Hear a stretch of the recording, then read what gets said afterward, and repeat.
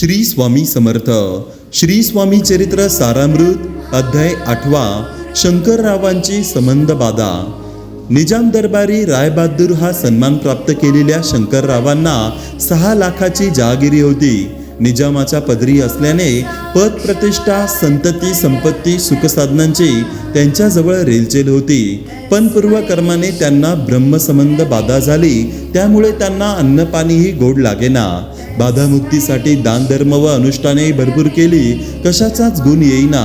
शेवटी गाणगापुरी येऊन श्री गुरुचरित्राची पारायणे केली.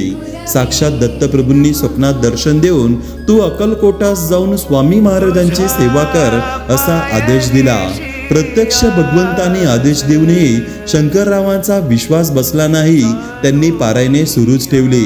श्री गुरुचरित्राचे नायक श्री नृसिंह सरस्वती आता श्री स्वामी समर्थ स्वरूपात अक्कलकोटी कार्यरत आहेत यावर त्यांचा विश्वास नव्हता. तरी पुन्हा तोच दृष्टांत झाला. मग मात्र आपल्या प्रिय पत्नीसह ते अक्कलकोटास आले. श्री क्षेत्र अक्कलकोटचे ते मंगलमय वातावरण पाहून ते हर्ष विभोर झाले. ज्यांच्या चरणस्पर्शाने पृथ्वी पवित्र होते, ज्यांच्या अखंड नामस्मरणाने त्रैलोक्य उद्धरते, ज्यांच्या दर्शनाने महापातकेही नष्ट होतात, त्या परब्रह्माच्या भूमीत येता क्षणीच शंकररावांच्या मनातील अंधश्रद्धा व अविश्वासाची जळमटे स्वच्छ होऊ लागली. स्वामी रंगी स्वामी मय झालो.